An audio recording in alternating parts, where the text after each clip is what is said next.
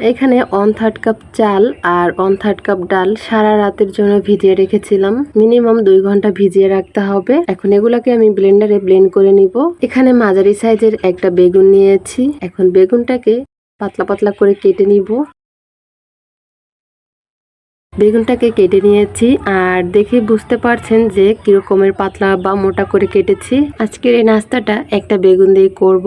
এখানে সে ব্লেন্ডার করা ডাল আর চালের মিশ্রণটা নিয়েছি আর ব্লেন্ডার করার পরে এরকমের পাতলা হয়েছে। এরকম পাতলা করেই ব্লেন্ডার করেছি। এখানে দিয়ে দিচ্ছি 1/2 চা চামচ লবণ বা পরিমাণ মতো লবণ, দিয়ে দিচ্ছি 1/2 চামচ ভাজা জিরার গুঁড়া, 1/2 চামচ চিলি ফ্লেক্স আর 1/4 টিস্পুন দিয়ে দিলাম চাট মশলা, 1 চিমটি পরিমাণ দিয়ে দিলাম গরম মশলা, 1/4 টিস্পুন দিয়ে দিলাম শুকনা মরিচের গুঁড়া। ঝালটা যার যার পছন্দ মতো দিবেন। আর এখানে দিয়ে দিলাম 1 টেবিল চামচের মতো ধনিয়া পাতা কুচি আর মশলাটাও পছন্দ মতো দিতে পারেন। সবকিছু একসঙ্গে ভালো করে মিশিয়ে নিব।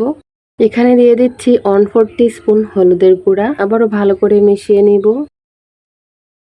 এই তো মিশিয়ে নিয়েছি। বেগুনটাকে কেটে নেওয়ার পরে ধুয়ে পরিষ্কার করে নিয়েছি। এখানে দিয়ে দিচ্ছি 1/2 চা চামচের মতো লবণ। লবণটা কিছুক্ষণের জন্য মেখে রাখবো। এখন এক একটা বেগুন এইভাবে ডালের মধ্যে দিব। ডালের মিশ্রণটাকে মেখে নিব। এভাবে নিয়ে তেলের মধ্যে ছেড়ে দিব। চুলায় প্যানে কিছুটা তেল হালকা গরম করে নিয়েছি আর একটা একটা করে বেগুন ডালের মধ্যে চুবিয়ে তেলের মধ্যে ছেড়ে দিচ্ছি। একটা সাইড হয়ে গেলে অন্য সাইড উল্টে দিব। এইভাবে চুলার আঁচটা মিডিয়াম টু লোতে রেখে বেগুনগুলাকে ভেজে নিব। বেগুনগুলা ভাজা হয়ে গিয়েছে, এখন নামিয়ে নিব।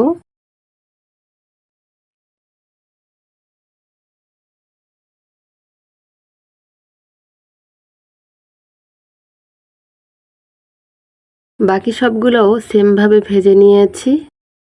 এগুলো দিয়ে গরম ভাত খেতে দারুণ লাগে, আবার খিচুড়ি দিয়ে খেতেও অসম্ভব মজার হয়। এই নাস্তাটি সস দিয়ে খেতেও দারুণ লাগে। চাইলে বিকালের নাস্তায় এটা রাখতে পারেন। রেসিপিটি ভালো লাগলে অবশ্যই একবার তৈরি করবেন।